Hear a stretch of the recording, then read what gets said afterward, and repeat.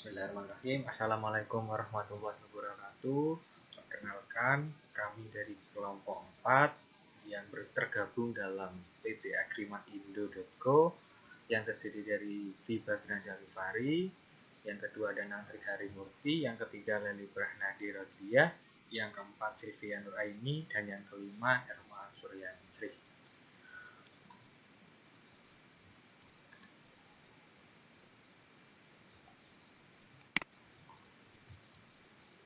PT Agrimak Indo sendiri merupakan perusahaan yang memproduksi mesin pembuatan susu kedelai. Mesin pembuatan susu kedelai ini dijual secara offline maupun online. PT Agrimak Indo bergerak dalam bidang pertanian, di mana fokus utamanya yaitu pada produksi alat dan mesin pertanian. Salah satunya yaitu mesin penggiling sekaligus pemeras kedelai yang berfungsi sebagai mempermudah proses produksi sehingga produk yang dihasilkan akan lebih maksimal. Visi dari PT agrimakindo.co yaitu mewujudkan perusahaan inovasi mesin pengolahan kedelai yang terbaik di Indonesia maupun terbaik di dunia. Misinya yaitu menjadikan perusahaan menjadi pilihan utama dalam pembuatan atau pengolahan kedelai. Yang kedua, meningkatkan daya saing dengan efisiensi dan produktivitas kerja. Selanjutnya, meningkatkan kualitas produk guna meningkatkan kepuasan pelanggan. Agrimak Indo sendiri memiliki moto yaitu kualitas inovatif dan terbaik. Perusahaan kami berada di alamat yaitu di Jatikerto, Kecamatan Kromenan, Kabupaten Malang. Teleponnya sendiri yaitu 0333 777 111. Untuk emailnya yaitu agrimakindo2020@yahoo.com. Perusahaan kami memilih alamat tersebut dengan tujuan mempermudah transportasi dari supplier. Kita memilih berada di dekat supplier, dan dalam fungsi pemasarannya juga kita dekat dengan jalan nasional. Jadi kita akan mudah dalam menyalurkan barang-barang kami. Kita tidak lupa untuk menerapkan kepedulian kita terhadap lingkungan. Jadi kita memilih sedikit jauh dari wilayah penduduk, dan juga kita mencari tempat yang ramah lingkungan dan tidak mengganggu ekosistem alam.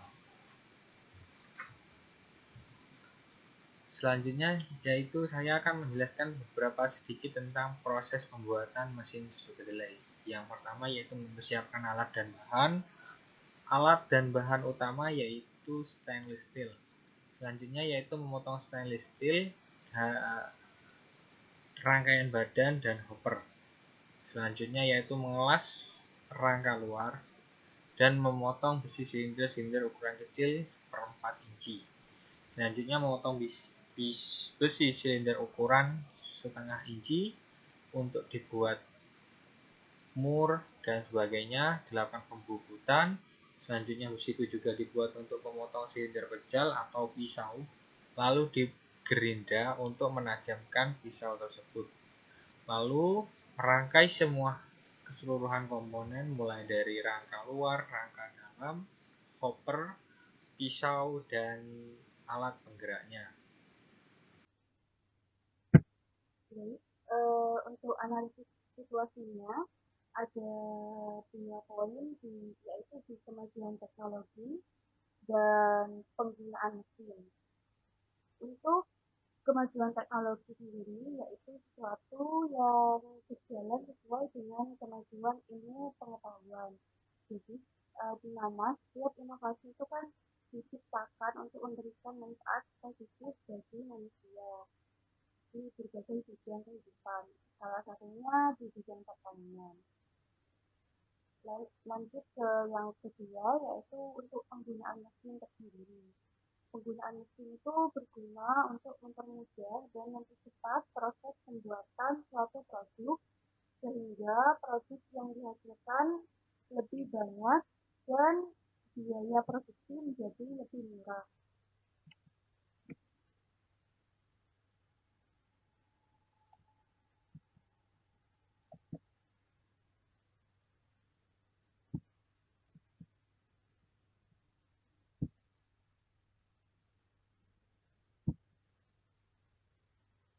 Selanjutnya, di kebijakan perekonomian Indonesia atau global, ada kebijakan impor. Di sini ada pengenaan biaya masuk, di mana barang impor yang masuk ke dalam negeri itu dikenakan biaya masuk yang tinggi sehingga harga jual barang impor itu lebih mahal.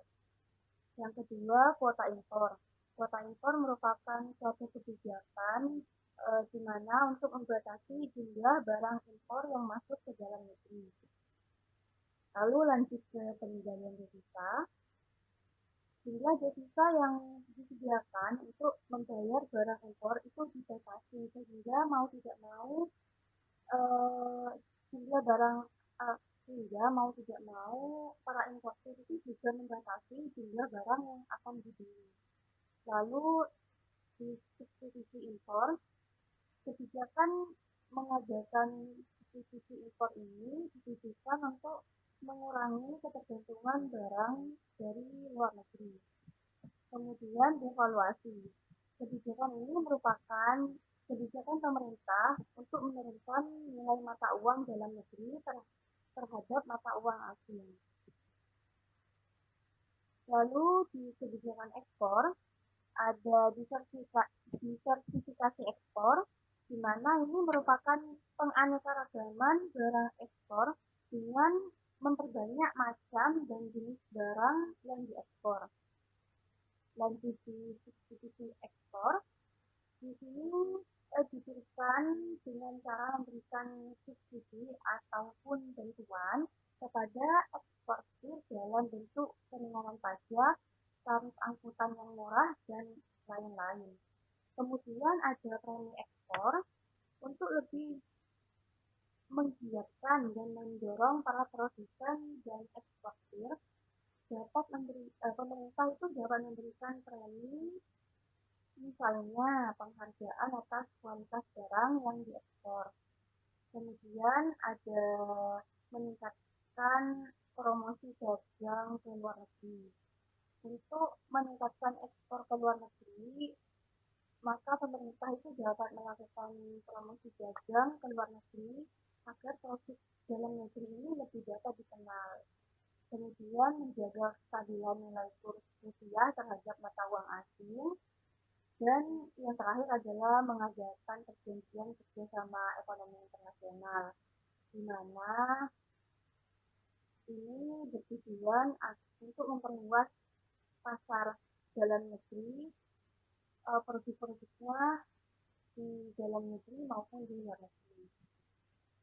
Kemudian selanjutnya regulasi pemerintah terkait. Menurut Peraturan Menteri Perindustrian Republik Indonesia Nomor 27 Tahun 2017 tentang penumbuhan dan pengembangan industri kecil dan industri menengah melalui program restrukturisasi mesin atau peralatan pada pasal 11, yaitu mesin atau peralatan yang dapat diberikan pergantian sebagian dari harga pembelian harus memenuhi kriteria. Yang pertama, merupakan mesin dan atau peralatan baru dan atau rekayasa. Yang kedua, digunakan dalam proses produksi baik sebagai mesin atau peralatan utama maupun sebagai mesin atau peralatan pendukung. Yang ketiga, meningkatkan efisiensi produksi, produktivitas kerja, kualitas produk, dan atau menambah ragam produk. Yang keempat, bukan mesin atau peralatan bekas atau rekondisi dan merupakan mesin atau peralatan yang dibuat atau diproduksi paling lama 3 tahun sebelum tahun kemudian. Kemudian untuk prospek industrinya sendiri di Indonesia itu kedelai merupakan komoditas pangan terpenting setelah padi dan jagung, di mana komoditas ini biasanya digunakan untuk konsumsi pangan di rumah tangga, industri maupun untuk tanam benih. Dalam 13 tahun terakhir, konsumsi kedelai dan produk olahannya itu cenderung meningkat. Untuk faktor-faktor strategis internal atau untuk kuatnya, untuk kekuatannya itu bahan mesin didapatkan ya, terus masih sedikitnya pesaing, kemudian pemesanan itu dapat dilakukan secara online, produk bergaransi, umur simpan produk lama, produk dilengkapi dengan keran, kemudian mudah, praktis, dan efisien dalam penggunaan. Kemudian untuk kelemahannya yaitu mencari pelanggan untuk sendiri. Lanjut ke peluangnya, meningkatkan pelayanan terhadap konsumen. Kemudian mempertahankan kepercayaan konsumen. Selanjutnya melakukan inovasi. Kemudian peluang ekspor, dan yang terakhir membuka peluang kerjasama dengan pemerintah untuk memperluas sebaran penggunaan produk. Kemudian ancamannya, yang pertama itu dengan adanya pesaing, kemudian berkurangnya konsumen, selanjutnya adanya proses yang lebih canggih dari proses yang diproduksi, kemudian terdapat masalah pada saat pengiriman seperti kerusakan produk. Kemudian yang terakhir yaitu terdapat penyalahgunaan pada saat transaksi. Baik, gambaran umum mengenai lokasi industri kami yaitu PT Agri Masindo terletak di Kabupaten Malang. Secara keadaan fisik geografis wilayah Kabupaten Malang, kami memilih Desa Jatikerto, Kecamatan Kromengan, Kabupaten Malang. Topografi ketinggian di desa ini berupa dataran sedang yaitu sekitar 390 meter di atas permukaan laut. Lalu untuk suhu rata-rata sekitar 25-30 derajat Celcius. Kabupaten Malang sendiri berbatasan dengan Kota Malang, tepat di tengah-tengahnya. Lalu Kabupaten Jombang, Kabupaten Pasuruan, Kabupaten Batu di sebelah utara. Untuk Kabupaten Probolinggo dan Kabupaten Lumajang di sebelah timur, Kabupaten Blitar dan Kediri di sebelah barat, serta Samudra Hindia di sebelah selatan. Malang merupakan lokasi yang strategis. Alasan kami memilih Malang yaitu mendekatkan perusahaan dengan para supplier yang ada, lalu penempatan lokasi yang sedikit jauh dari pusat kota atau pemukiman bertujuan untuk meminimalisir kebisingan alat yang nantinya berpotensi menjadi polusi suara bagi masyarakat. Untuk gambaran ekonomi, sosial, budaya masyarakat setempat, khususnya di Kabupaten Malang, untuk penduduknya di Desa Jatikerto, Kecamatan Kromengan, Kabupaten Malang sendiri, laki-laki berjumlah 4.621 orang, sedangkan perempuan sekitar 4.468 orang. Angkatan kerja dikelompokkan menjadi 4. Untuk usia 10 sampai 14 tahun belum diidentifikasi, lalu 15 sampai 19 tahun terdapat 995 orang. Untuk 20 sampai 26 tahun ada 128 orang, dan 27 hingga 40 tahun ada 368 orang. Untuk tingkat pendidikannya mulai dari sekolah dasar ada 2.344 orang, SLTP 1.954 orang, SLTA 2.043 orang, akademi atau D3 74 orang, sarjana sejumlah 242 orang. Untuk potensi wilayahnya, kondisi atau letak Kabupaten Malang sendiri itu berada di delta jalur ekonomi Surabaya, Jember, Banyuwangi, dan Bali, sehingga sangat strategis. Lalu untuk lokasi pabriknya sendiri tuh berbatasan dengan kota industri dan banyak petani kedelai yang ada di daerah Jawa Timur, membuat lokasi pabrik menjadi pasar potensial bagi penjualan produk kami.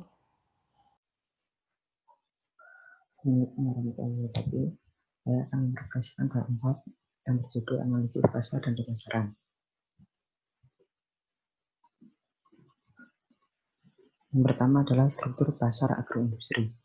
Struktur pasar secara sederhana merupakan kumpulan berbagai faktor yang mempengaruhi tingkat kompetensi di pasar. Struktur pasar secara sederhana merupakan kumpulan berbagai faktor yang mempengaruhi tingkat kompetensi di pasar. Struktur pasar ditentukan oleh berbagai faktor, seperti jumlah penjual dan pembeli, mangsa pasar, tingkat penguasaan teknologi, aktivitas permintaan terhadap suatu produk. Struktur pasar agromakindo termasuk dalam struktur pasar persaingan sempurna karena struktur pasar dipengaruhi oleh jumlah penjual dan pembeli, mangsa pasar, tingkat penguasaan, teknologi, elastisitas permintaan terhadap suatu produk, lokasi, dan beberapa faktor lainnya. Selanjutnya adalah perkembangan ekspor dan impor agroindustri dan prospek pasar lokal dalam negeri dan pasar dunia. Perkembangan ekonomi suatu negara ditandai dengan peningkatan pengiriman barang, baik itu berasal dari dalam negeri, ke luar negeri, ataupun sebaliknya. Hal ini merupakan salah satu pendorong utama dalam pertumbuhan ekonomi negara tersebut. Tetapi pertumbuhan ekonomi dunia pada 2012 akibat krisis Eropa menyebabkan pertumbuhan ekonomi negara-negara lain termasuk negara berkembang seperti China, India, Brasil, dan emerging market lainnya menjadi turun. Kondisi tersebut menyebabkan turunnya harga komoditas dunia yang berimplikasi pada melambatnya kinerja ekspor Indonesia. Dengan munculnya beragam produk dalam negeri yang berasal dari daerah menjadi bukti bahwa saat ini pertumbuhan UKM di Indonesia semakin menunjukkan kemajuan beragam jenis produk hingga bisa mulai memperlihatkan keunggulan tersendiri. Dengan demikian, untuk membangun sebuah industri membutuhkan proses. Salah satu cara untuk dapat meningkatkan hasil bisnis adalah dengan melakukan analisis potensi pasar. Untuk melakukan analisis ini, ada beberapa hal dapat dilakukan, diantaranya yaitu melakukan pendekatan permintaan dan pendekatan penawaran. Metode pendekatan permintaan. Metode ini menekankan mengenai kebutuhan manusia yang hingga kini masih belum dapat terpenuhi sepenuhnya, atau mungkin ada yang telah terpenuhi tapi hasilnya kurang memuaskan. Melalui pendekatan dan pengamatan ini, maka diperoleh kesimpulan apa peluang usaha yang bagus untuk membangun bisnis yang sesuai dengan selera konsumen. Hal ini dapat diketahui dengan adanya permintaan dari total kebutuhan jumlah konsumen serta target pasarnya. Selanjutnya yang kedua adalah pendekatan penawaran. Pada pendekatan penawaran ini berawal dari kemampuan yang dimiliki seorang usaha dalam memproduksi suatu barang, memberikan pelayanan baik itu jasa maupun produk dan aktivitas lainnya. Pada pendekatan penawaran ini, maka akan dimulai dengan mencari pasar yang membutuhkan dengan memahami keuntungan maupun tren yang sedang berlaku di masyarakat dan mengetahui apabila daya beli masyarakat terhadap bisnis akan sejalan.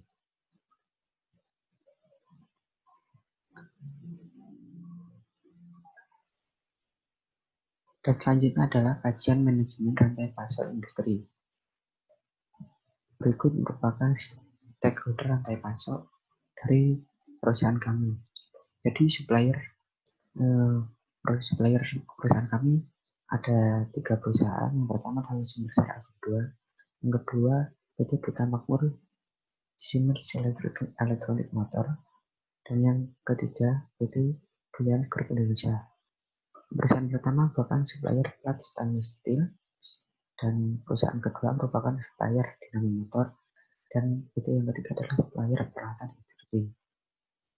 Dari supplier sendiri langsung ke manufaktur tersebut terbagi menjadi beberapa bagian. Yang pertama adalah pemotongan aluminium, pengelasan rangka luar, perakitan komponen penggiling, perakitan komponen pemeras, perakitan komponen kelistrikan, dan yang terakhir adalah perakitan semua komponen menjadi satu kesatuan hingga menjadi suatu barang jadi. Selanjutnya adalah distributor. Distributor yang utama adalah dari JV Multiraya Solusindo. Dari distributor dikirim ke retail, dan dari retail langsung dikirim ke customer. Dari manufaktur sendiri bisa langsung dikirim ke retail atau ke customer jika memang ada customer yang langsung membeli dan memesan langsung. Selanjutnya adalah stakeholder rantai pasok. Yang pertama adalah pemilik, karyawan, pemasok, dan konsumen. Pemilik bertindak sebagai investor yang menyediakan modal untuk menjalankan perusahaan dan sebagai pengawas di perusahaan untuk mengamati kinerja karyawan serta kondisi keuangan dalam perusahaan.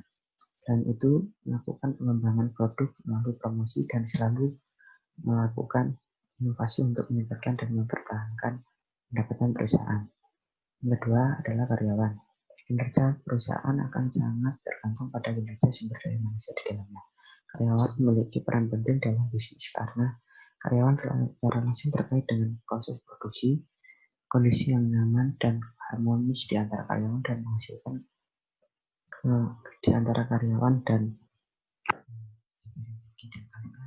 akan menghasilkan kerja sama yang baik sehingga akan menghasilkan produk berkualitas yang baik. Selanjutnya adalah pemasok atau supplier. Pemasok berperan dalam menyediakan bahan baku yang akan digunakan untuk produksi.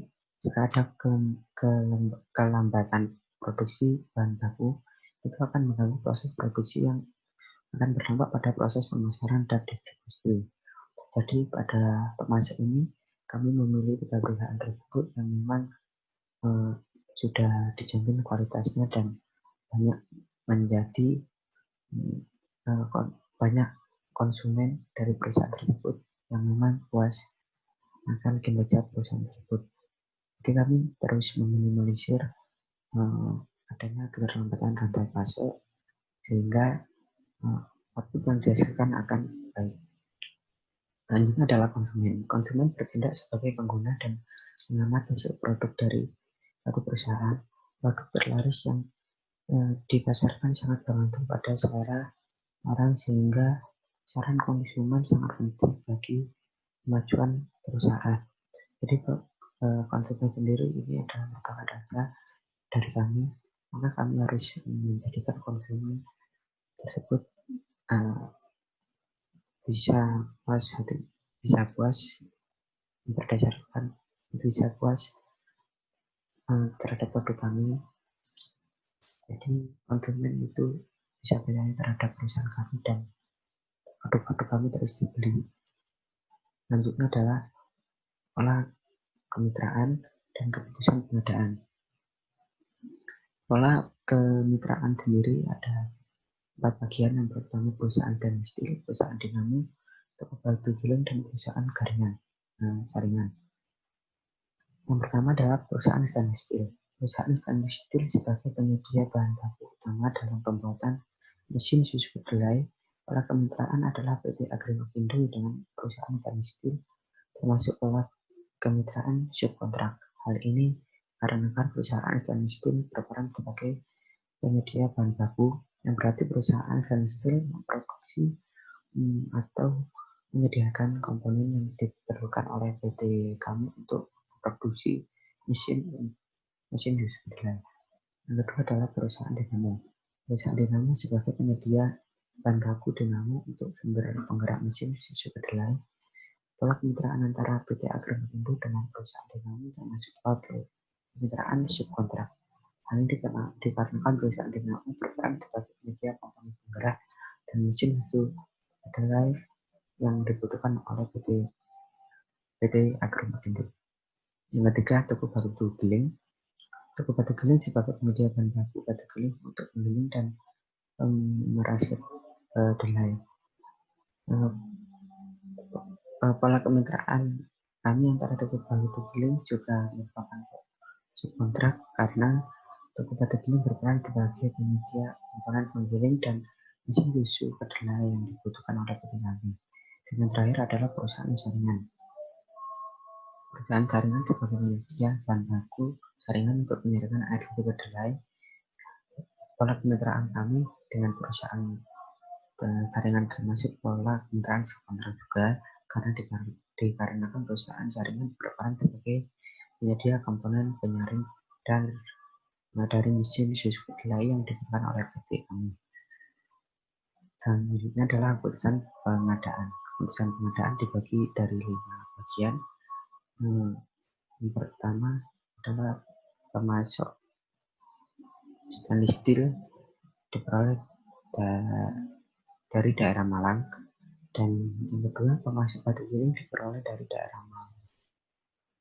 dari batu giri diperoleh dari daerah Malang juga, pemasok saringan diperoleh dari daerah Malang juga, pemasok dinamo diperoleh dari daerah Surabaya, dan pengangkutan bahan baku menggunakan truk atau jasa ekspedisi.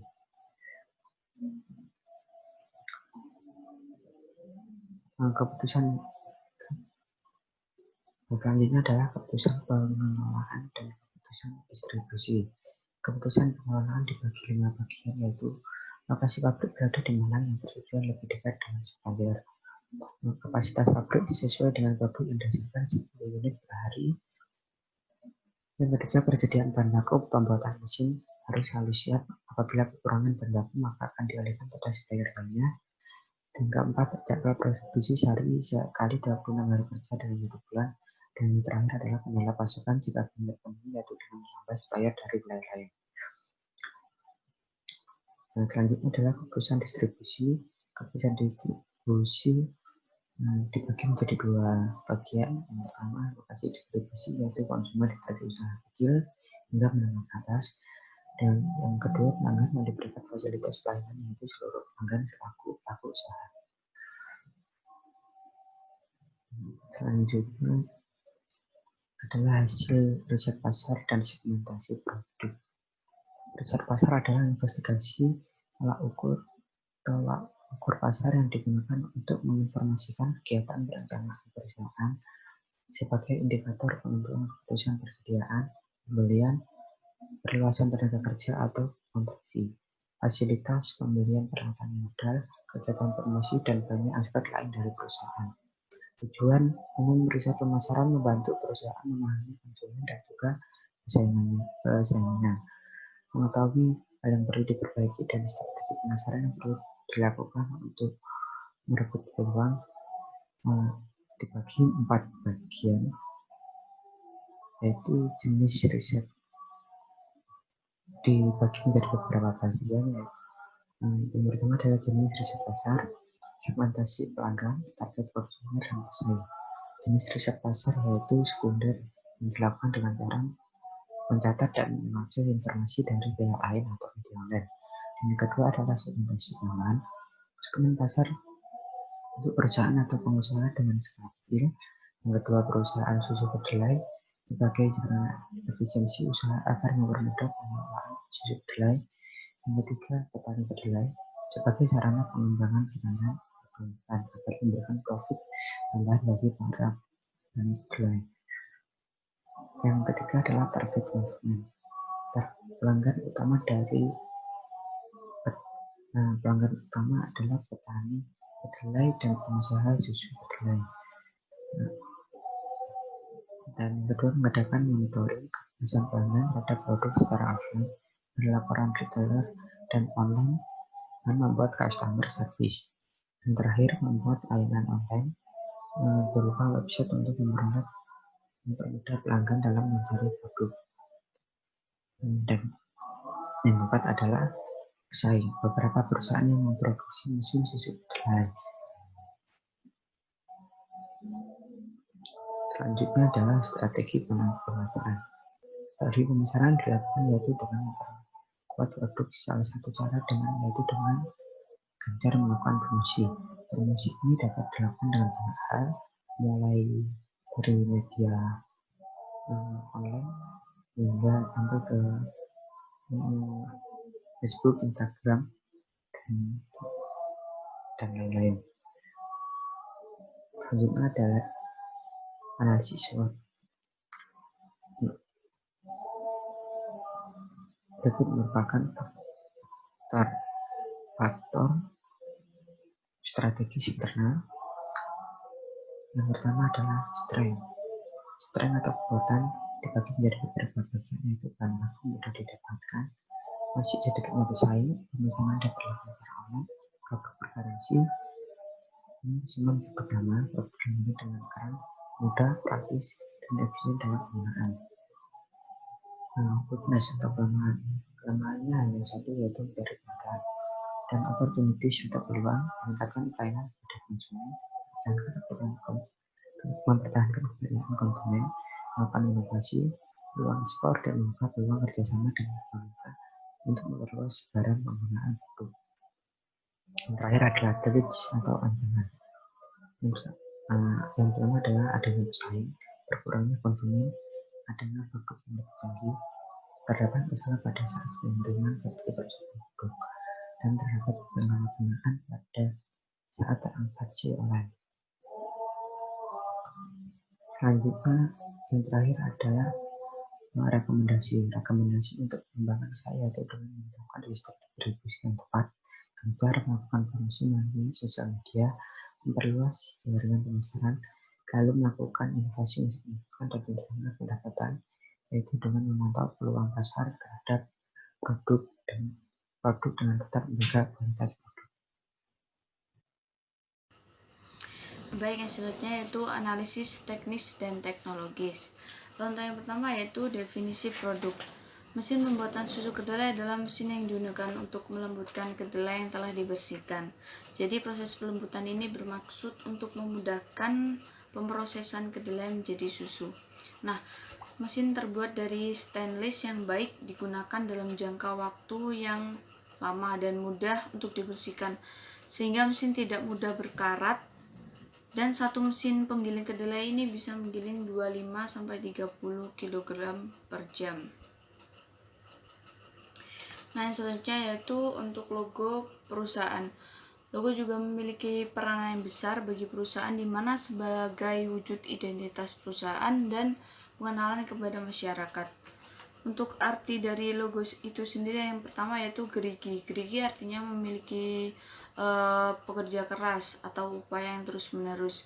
Yang kedua yaitu obeng dan tang, yang artinya sifat keteknikan atau produk yang dibentuk berupa mesin.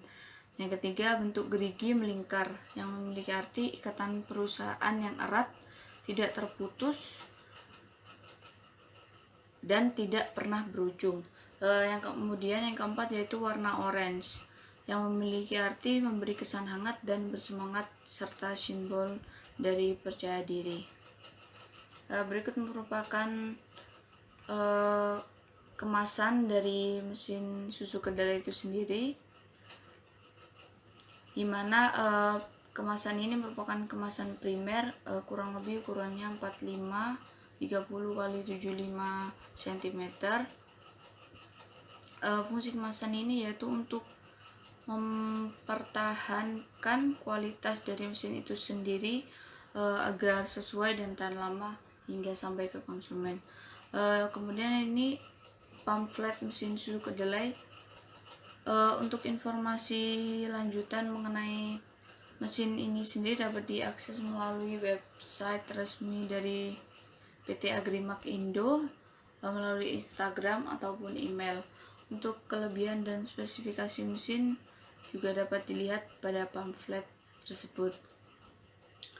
Kemudian selanjutnya yaitu penentuan lokasi. Penentuan lokasi pabrik PT Agrimak Indo ini terletak di Desa Jatikerto, Kecamatan Kromengan, Kabupaten Malang, Jawa Timur. Kenapa memilih daerah tersebut? Yang pertama yaitu dekat dengan supplier, yang kedua biaya kirim terjangkau, dan yang ketiga ketersediaan lahan cukup luas. Kemudian selanjutnya yaitu studi bahan baku. Berdasarkan perhitungan menggunakan linear programming,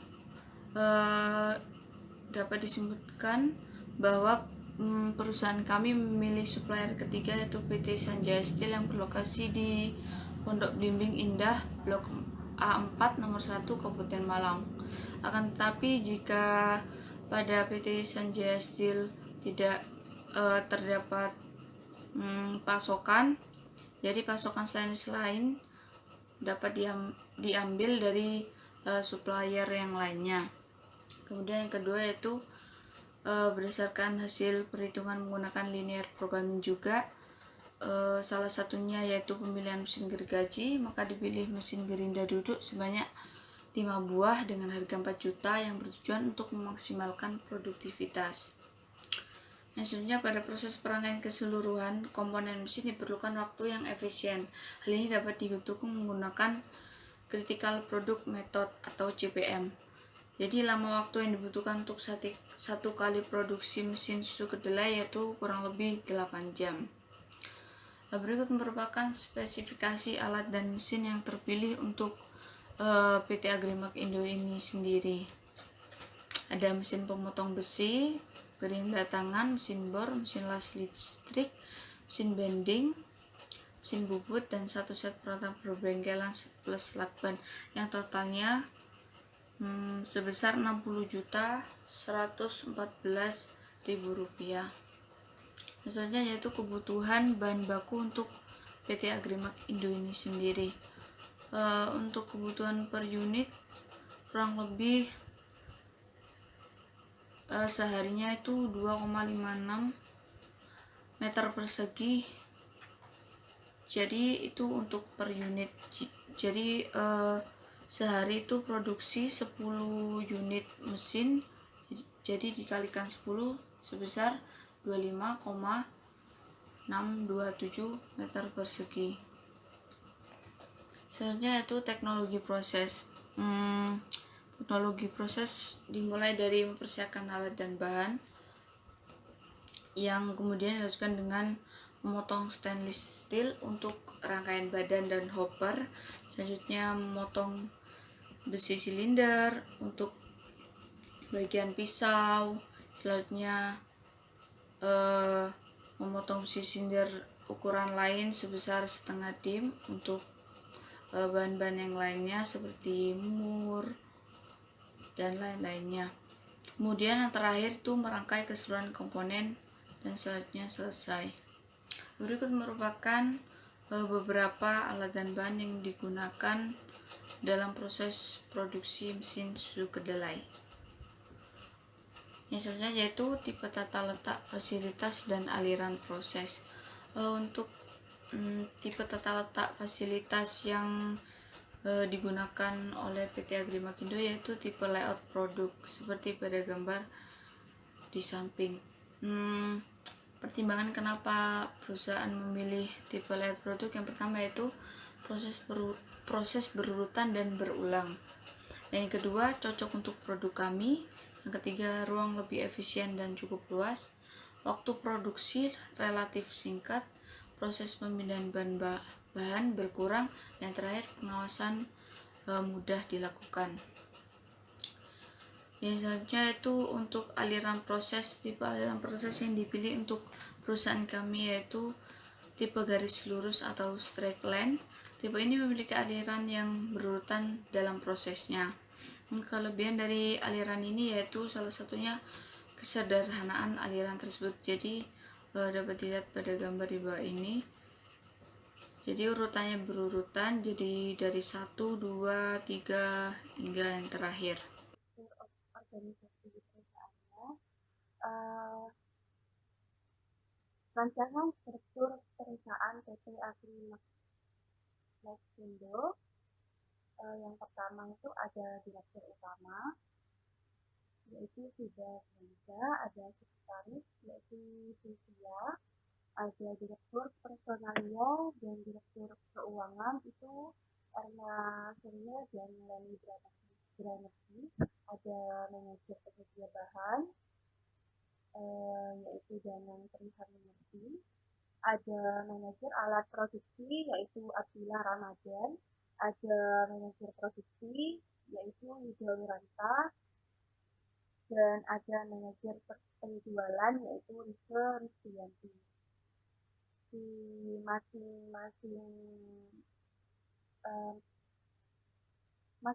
manajer ini memiliki divisi sebanyak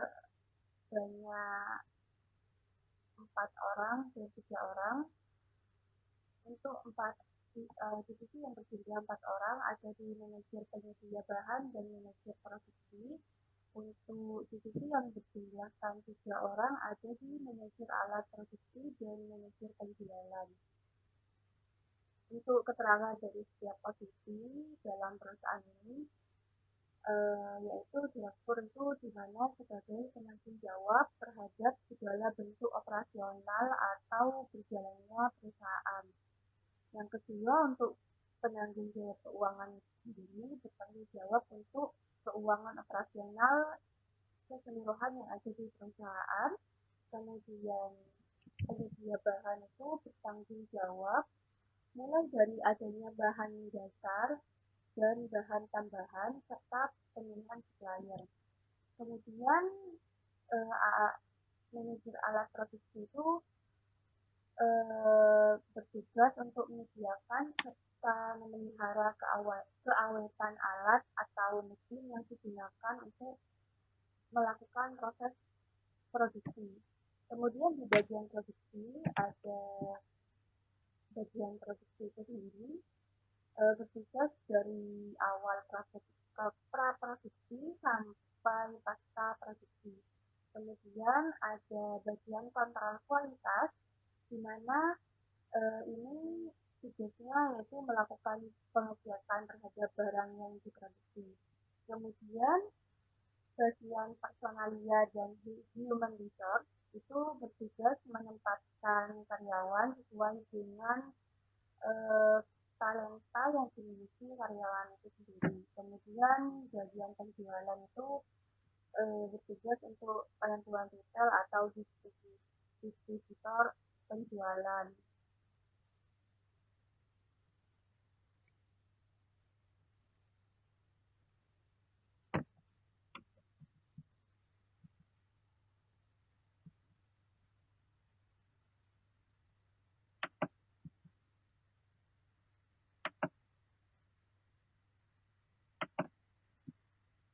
Dan sisi rencana kebutuhan karyawan dan spesifikasi keahlian yang dibutuhkan untuk perusahaan kami itu memilih di bidang pemotongan itu jumlah karyawan sebanyak dua orang dengan pendidikan terakhir minimal SMA atau SMK atau MA derajat dengan kriteria usia 18 sampai 30 tahun. Untuk bagian di bidang pengelasan, jumlah karyawan sama 2 orang dengan pendidikan terakhir SMK atau SMA atau MA derajat dengan kriteria usia sama 18 sampai 30 tahun. Kemudian di bidang pendidikan dengan jumlah karyawan 2 orang dengan pendidikan terakhir minimal SMA atau SMK atau MA derajat dengan kriteria usia 18 sampai 30 tahun. Kemudian untuk penggerindaan jumlah karyawan yang dibutuhkan juga 2 orang, pendidikan terakhir minimal SMA atau SMK atau MA derajat dengan usia 18 sampai 30 tahun. Kemudian ada di bidang pengukuran, jumlah karyawan yang dibutuhkan sebanyak 2 orang dengan pendidikan terakhir minimal SMA atau SMK atau MA derajat dengan usia 18 sampai 30 tahun. Kemudian di bidang roll flat atau mesin bending itu dibutuhkan sebanyak 2 orang. Pendidikan pendidikan dengan kriteria pendidikan minimal di bidang mesin. Kemudian untuk perakitan dan pengemasan jumlah karyawan sebanyak 2 orang juga diutamakan dengan pendidikan terakhir di bidang mesin dengan kriteria usia sama 18 sampai 30 tahun. Untuk waktu kerja karyawan di perusahaan kami yaitu 8 jam per hari pada pukul 7 sampai 4 sore. Istirahat dilakukan sekali pada pukul 11 sampai 12 yaitu 60 menit. Kemudian dari sisi perencanaan agregat agroindustri kami, perencanaan agregat itu sendiri bertujuan untuk mendapatkan biaya yang minimum dengan melakukan penyesuaian terhadap perencanaan di tingkat produksi, tenaga kerja, dan tingkat persediaan, serta beberapa variabel lain yang dapat dikendalikan. Pada perusahaan PT Agrimaxindo merupakan sebuah perusahaan produsen mesin susu kedelai yang sedang memerlukan rencana agregat pada bulan Juli hingga bulan Desember.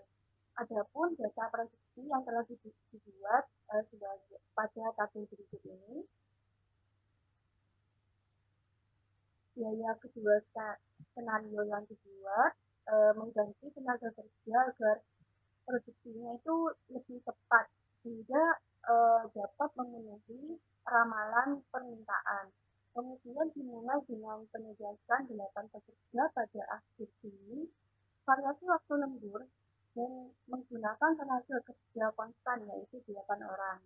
Kemudian perhitungan kebutuhan rata-rata yaitu 3 unit per hari. Untuk skenario A yang telah dibuat, produksi rata-rata 3 unit per hari, lama produksi 8 jam per produksi, jam kerja perusahaan 8 jam per hari, performa kerja 1 unit per hari per pekerja. Pekerja yang dibutuhkan per hari sebanyak 14 pekerja. Kemudian untuk skenario B yang telah dibuat,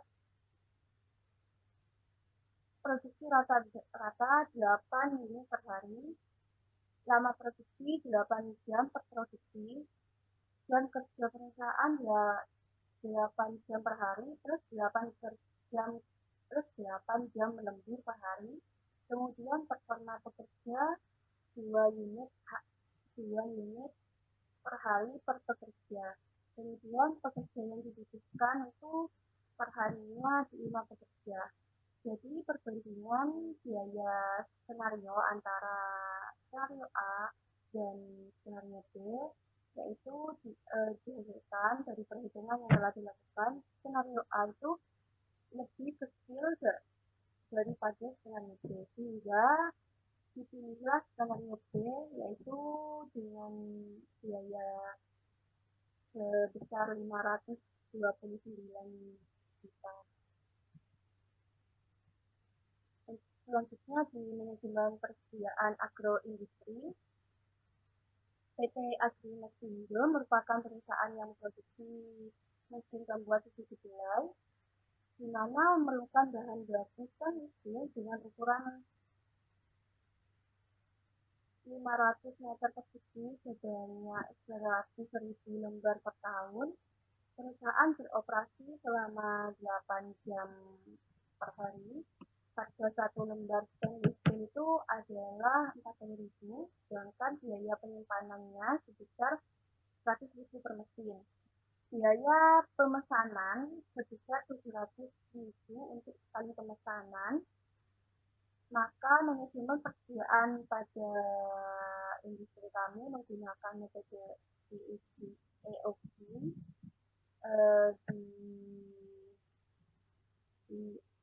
diketahui hasilnya yaitu jumlah pemesanan setiap tahunnya itu 84 kali dengan waktu pemesanan sebanyak 2 hari. Sehingga berdasarkan perhitungan dapat diketahui bahwa jumlah pesanan ekonomis adalah 894. Maaf, ada kesalahan. Jadi berdasarkan perhitungan tersebut untuk jumlah pesanan ekonomis yaitu 1.183 lembar untuk sekali pemesanan. Pemesanan stainless steel dalam 1 tahun dilakukan sebanyak 84 kali dengan waktu pemesanan dilakukan setiap 2 hari. Analisis kelayakan finansial. Di sini kami melakukan beberapa analisis, di antaranya yaitu pertama, perhitungan kebutuhan investasi. Perhitungan kebutuhan investasi itu merupakan penggolongan biaya sesuai dengan tendensi perubahannya terhadap aktivitas, kegiatan, maupun volume yang terdiri dari biaya tetap, biaya variabel, dan biaya semi variabel. Untuk perhitungannya sendiri dapat kita lihat pada tabel-tabel berikut. Pada tabel 7.1 ini, lalu tabel 7.2, tabel 7.3, dan tabel 7.4. Sehingga rincian biayanya itu sendiri sekitar 1.260.761.001 rupiah. Untuk investasi sendiri nanti bisa kita sebut dengan modal kerja juga ya. Modal kerja sendiri merupakan unsur yang terpenting bagi perusahaan karena tanpa modal kerja yang cukup, aktivitas operasional suatu perusahaan tidak dapat dilangsungkan. Perusahaan membutuhkan modal kerja untuk membiayai kegiatan operasional di perusahaannya. Nah, untuk selanjutnya yaitu biaya operasional tahunan. Biaya operasional tahunan sendiri yaitu biaya-biaya yang tidak berhubungan langsung dengan produksi perusahaan, tetapi berkaitan langsung dengan aktivitas perusahaan. Untuk hasil perhitungan dari biaya operasi tahunan kami yaitu meliputi biaya habis pakai, gaji karyawan, dan listrik dengan total Rp4.708.593.065. Selanjutnya untuk evaluasi finansial proyek agroindustri. Ada beberapa tahap. Yang pertama yaitu perhitungan NPV atau Net Present Value. NPV sendiri merupakan seluruh aliran kas mulai dari sekarang sampai akhir dari proyek. Dihasilkan sesuai pada tabel ini, NPV kami yaitu lebih dari 0 sehingga dapat dikatakan layak. Selanjutnya yaitu BEP atau Break Even Point. Merupakan suatu kejadian ketika hasil dari penjualan yang diperoleh dari perusahaan itu sama dengan keseluruhan biaya yang dikeluarkan oleh perusahaan atau biasa disebut dengan titik imbas. Hasil dari BEP, perhitungan BEP kami yaitu 217 buah, yang artinya ketika mencapai 217 buah berarti perusahaan kita mengalami titik imbas. Lalu untuk PBP atau payback period merupakan jangka waktu pengembalian biaya awal. Untuk berdasarkan perhitungan dari PBP kami yaitu menghasilkan pengembalian modal selama 10 bulan 7 hari.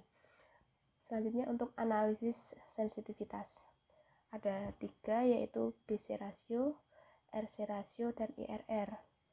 Untuk BC ratio sendiri untuk mengetahui suatu usaha menguntungkan, tidak menguntungkan, atau malah rugi. Hasilnya itu lebih dari 1, yaitu 1,86. Jadi bisa dibilang menguntungkan atau layak.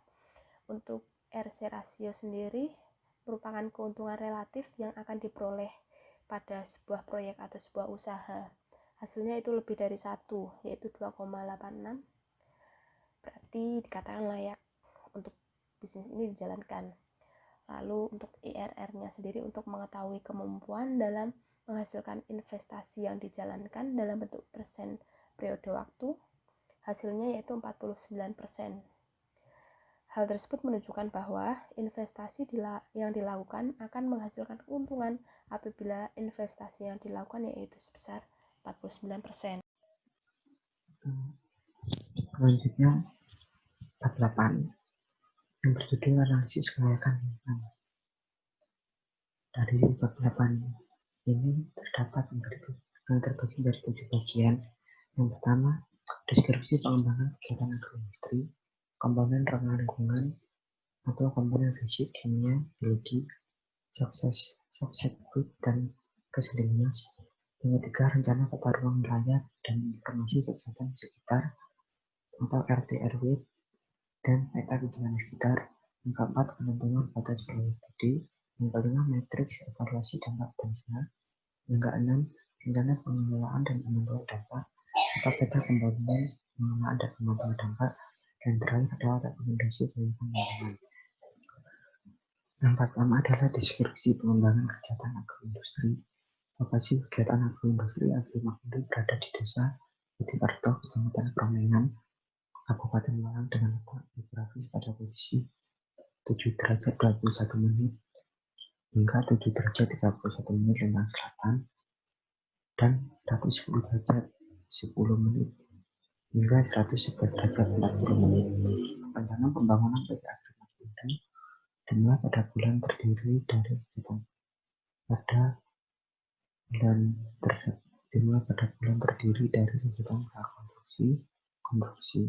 operasi. Kegiatan tersebut direncanakan selesai selama 1 tahun, mulai dari bulan Agustus 2020 hingga bulan Juli 2021.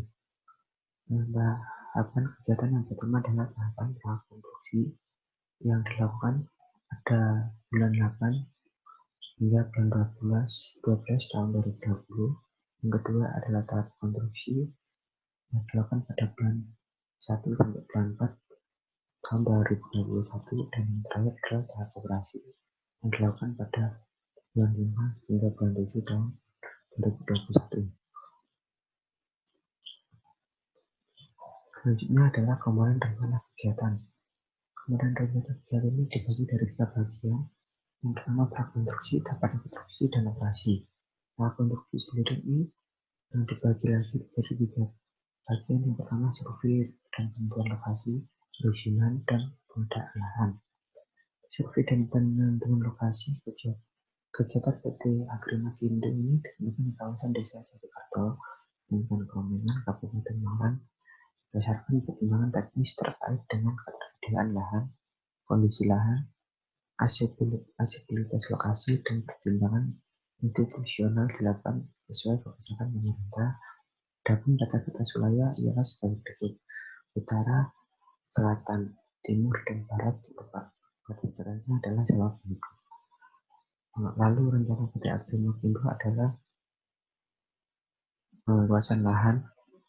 Rencana PT kami adalah kurang lebih 1 hektar dengan lahan yang tertutup untuk bangunan kantor dan tempat produksi sebesar 60% dari luas lahan total, sedangkan sisanya digunakan untuk ruang terbuka hijau. Nah, ini adalah perizinan. Perizinan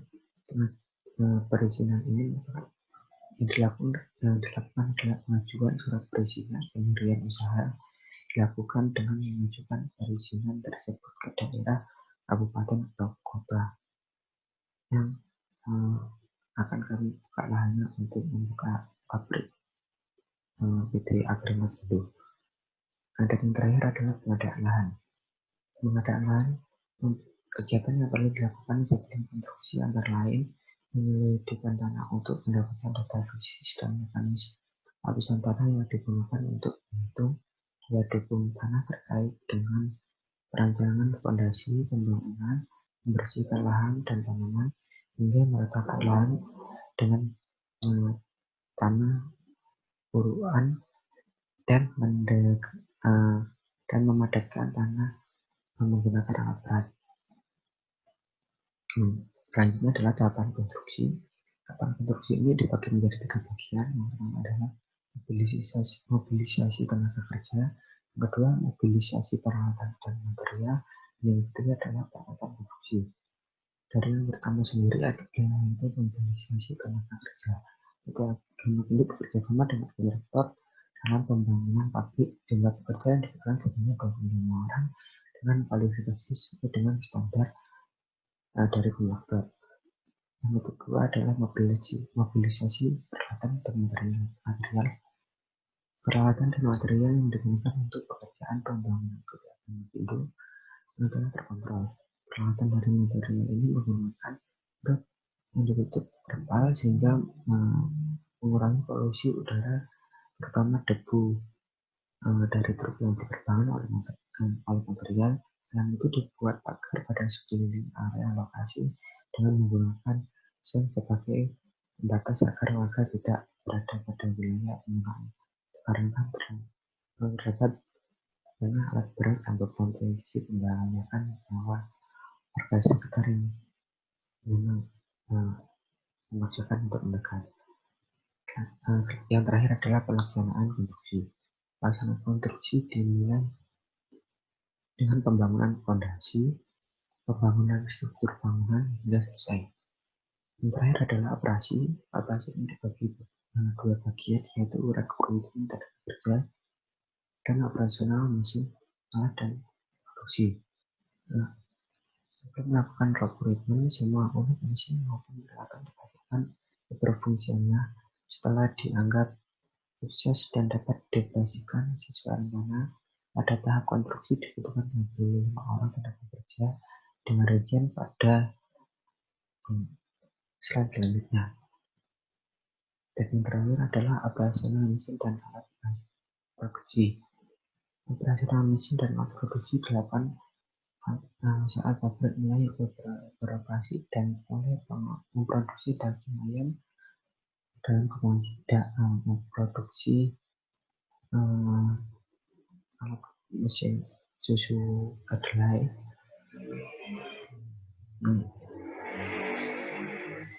Ada waktu berkala dilakukan pengecekan semua mesin dan alat produksi dan dilakukan perbaikan pada mesin yang mengalami kerusakan.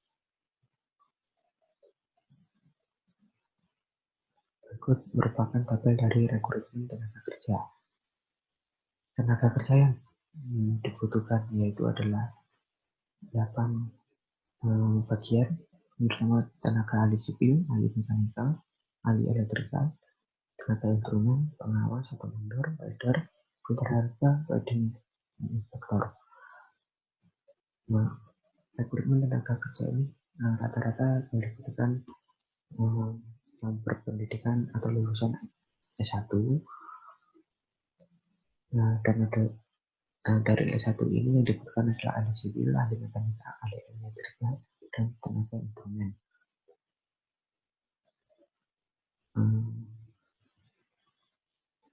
Dan selanjutnya adalah pengawas mandor yang lulusan D3, welder jumlahnya 3 orang, pendidikannya lulusan SATA atau SMA, fitter atau helper jumlahnya 13 orang, berpendidikan lulusan SATA atau SMA, welding inspektor jumlah 2 orang yang berpendidikan D3.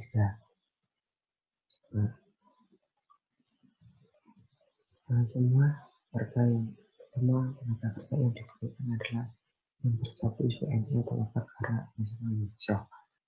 Selanjutnya adalah komponen ramah lingkungan atau komponen fisik, kimia, biologis, disebut dan komisalitas.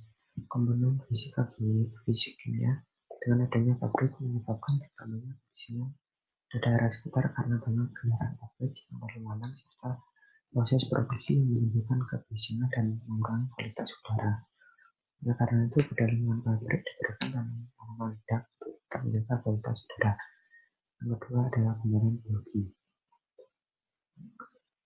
Lokasi pabrik yang dibangun di Dusun Pak, Desa Jatikerto, Kecamatan Rembang, Malang, Jawa Timur merupakan daerah yang dikelilingi area persawahan yang cukup luas. Area persawahan tersebut dipenuhi tanaman padi maupun baja. Selain itu terdapat jaringan irigasi yang mengalir area persawahan ataupun satwa yang hidup di lahan tersebut, yaitu ular sawah, burung, ulat, serangga, dan lain-lain. Ketiga adalah komponen sosial, ekonomi, dan budaya. Berdasarkan Badan Pusat Statistik Kabupaten Malang tahun 2020, jumlah penduduk laki-laki sebanyak 1.316.984 jiwa dan perempuan sebanyak 1.302.991 jiwa dengan total keseluruhan adalah 2.619.975 jiwa. Maka pencarian masyarakat di Desa Arjosari bervariasi. Selain bertani, masyarakat sekitar juga merupakan perdagangan, usaha peternakan, industri, dan lain-lain. Yang keempat adalah komponen kesehatan lingkungan dan masyarakat.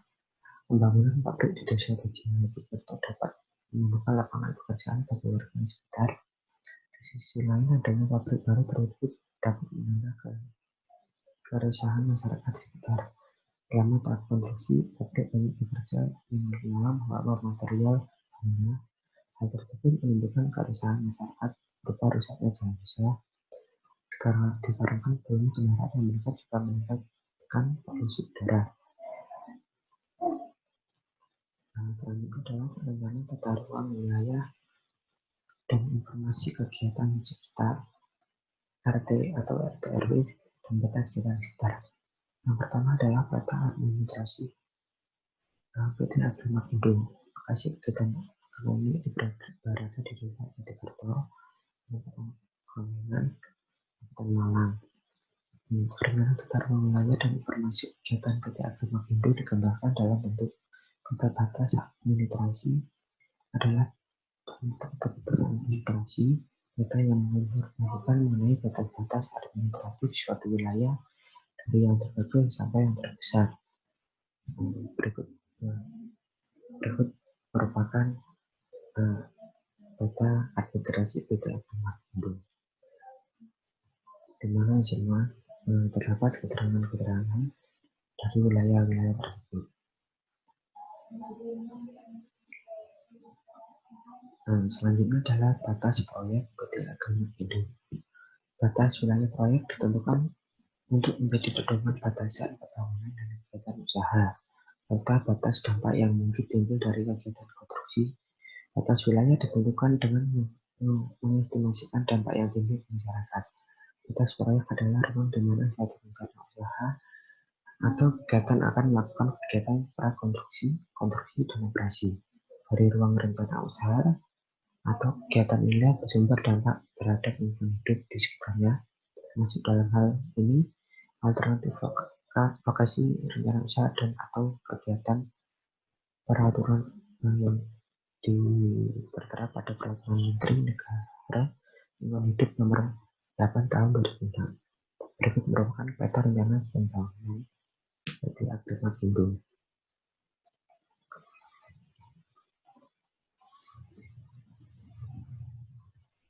Selanjutnya adalah batas ekologi dan sosial PT Agrimak Indo. Batas ekologi adalah ruang persebaran dari suatu rencana usaha dan atau kegiatan dimana proses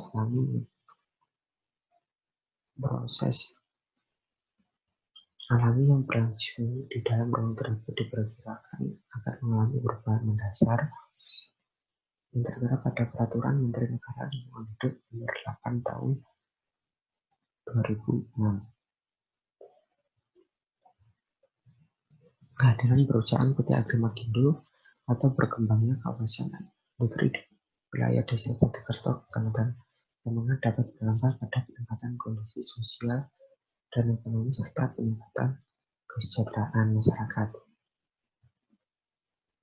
Yang selanjutnya adalah batas wilayah. Batas sosial adalah ruang di sekitar rencana usaha, kegiatan yang merupakan tempat berlangsungnya berbagai interaksi sosial yang mengandung makna dan nilai tertentu yang sudah mapan. Sesuai dengan proses dinamika sosial di waktu kelompok masyarakat yang diperkirakan akan mengalami perubahan mendasar akibat suatu rencana usaha dan atau kegiatan kegiatan yang tertera pada Peraturan Menteri Negara Lingkungan Hidup Nomor 8 Tahun 2006. Indikator peningkatan kondisi ekonomi masyarakat dapat dilihat dari peningkatan pendapatan masyarakat yang disebabkan adanya peningkatan penyerapan tenaga kerja dan terbukanya peluang usaha yang lebih luas bagi masyarakat lokal, sehingga akan berdampak kepada peningkatan kesejahteraan dan kualitas hidupnya. Berikut adalah peta ekologi dan sosial PT Agrimak Indo.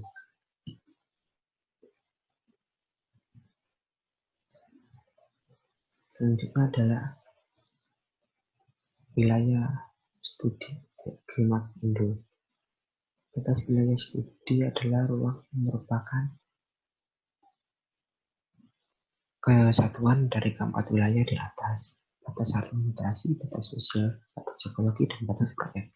Namun penentuannya disesuaikan dengan kemampuan pelaksana yang biasanya memiliki keterbatasan sumber data seperti waktu, dana, tenaga, teknik, dan metode pelaahan.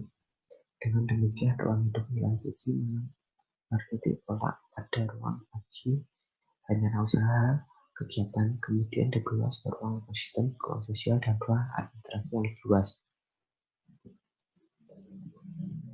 yang tertera pada Peraturan Menteri Negara Nomor 8 Tahun 2006. Dan berikut merupakan peta dari wilayah studi PT Agrimak Indo. Selanjutnya adalah metrik evaluasi dampak potensial.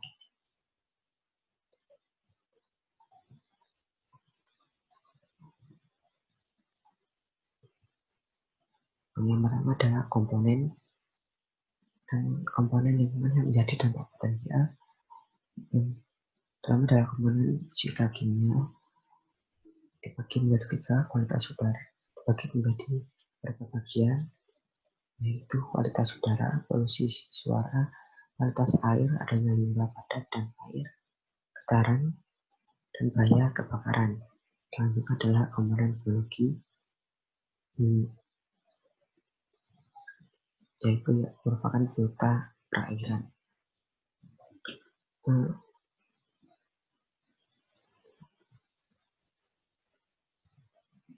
Selanjutnya adalah perkembangan kegiatan.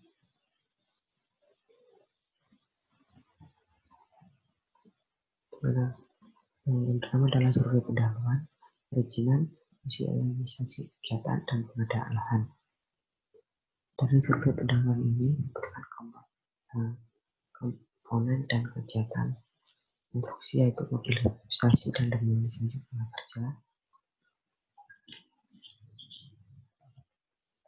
mobilisasi dan demobilisasi alat dan bahan, persiapan konstruksi, pelaksanaan pekerjaan, pembangunan fasilitas, dan operasi. Dari 3 bagian, yaitu rekrutmen tenaga kerja, aktivitas produksi, dan sampah. Dengan penyampaian presentasi dari kelompok kami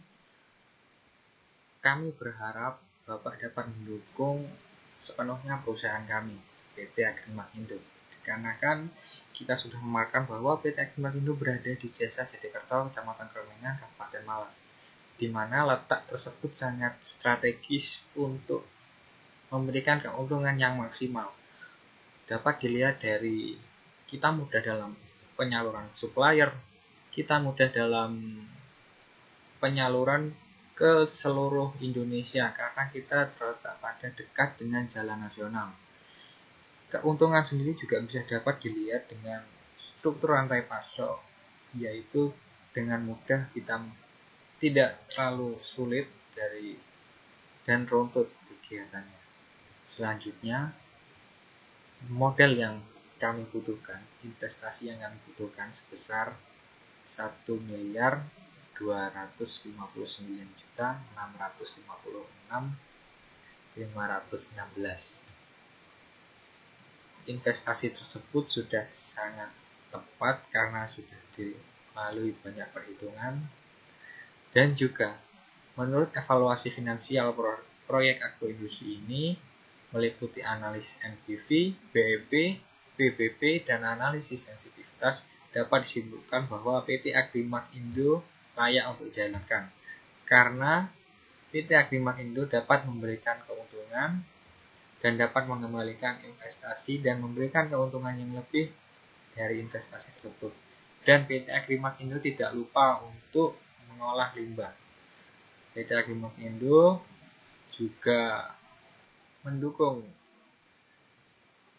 kebaikan lingkungan dengan mengolah limbah sebelum dibuang ke lingkungan, melakukan kegiatan tambahan dan menghasilkan nilai tambah limbah sisa industri, serta memaksimalkan lahan terbuka hijau agar menjadi kawasan industri yang asik.